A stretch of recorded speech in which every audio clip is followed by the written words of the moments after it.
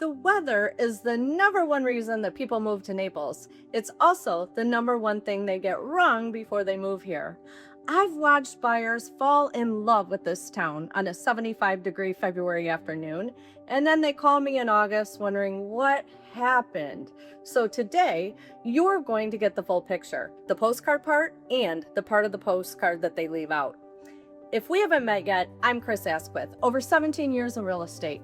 Before that, I owned a mortgage company for 18 years, so I know every side of the deal. I help people buy and sell luxury waterfront homes across Southwest Florida, from Marco Island and Naples up through Bonita Springs, Estero, Fort Myers Beach, and Sanibel. Today, we're talking about what the weather in Naples is really like, all 12 months of it. And if you're thinking about moving here from out of state or buying a second home in Southwest Florida, this one's for you. Naples does not have 4 seasons. It basically has 2. There's the dry season and then there's the wet season.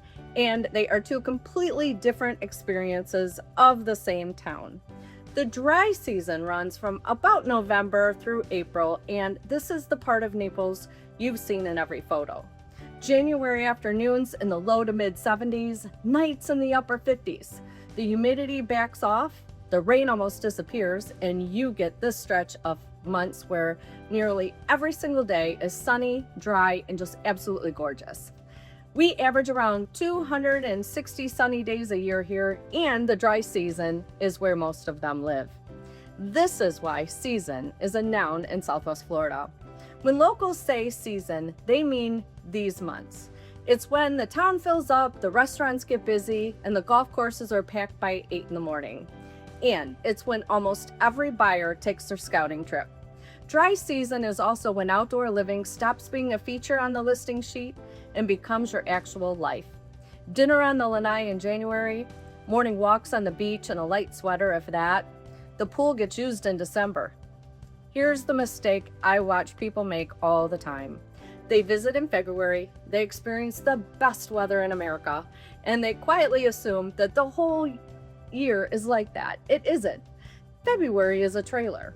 If you're making a 7-figure decision about where you live, you need to know the whole movie. So let's talk about summer honestly.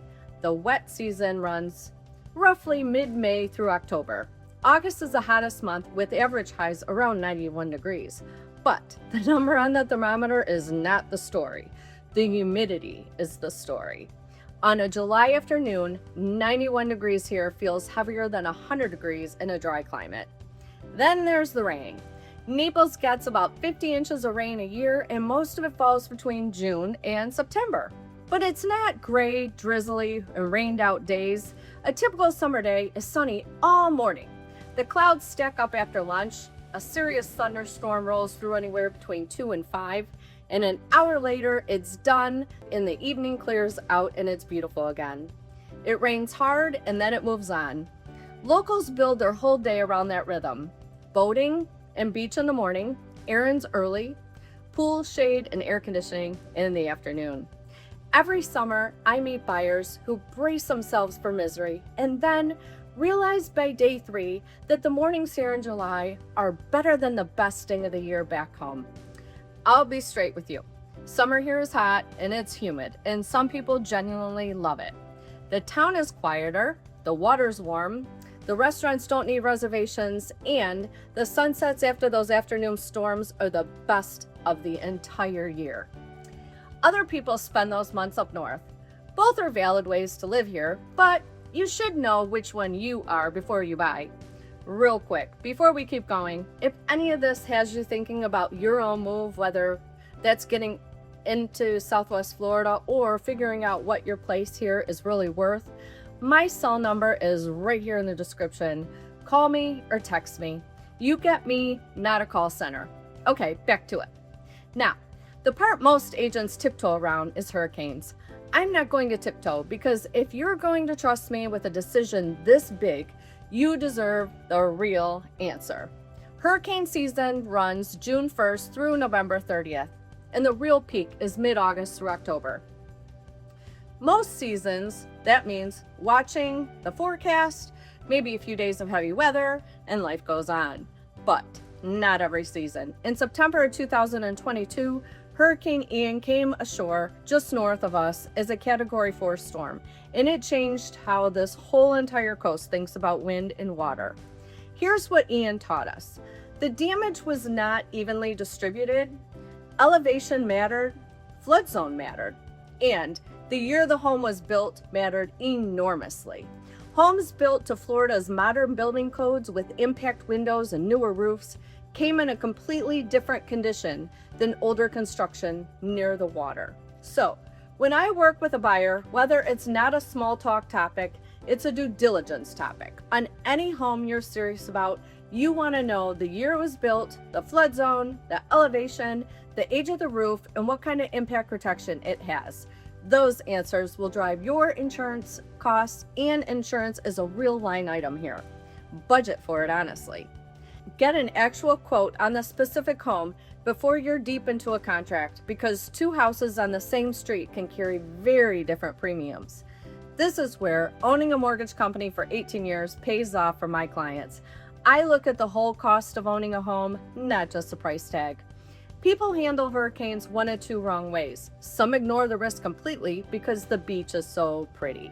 Some get scared and walk away from the lifestyle they loved based on headlines alone. The right move is in the middle. Respect the risk, buy the right house, insure it properly, and have a plan.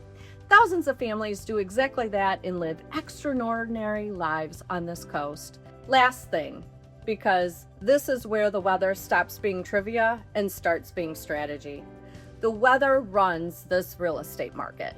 Buyer traffic peaks in season January through April, when the town is full and the weather is doing the selling for you.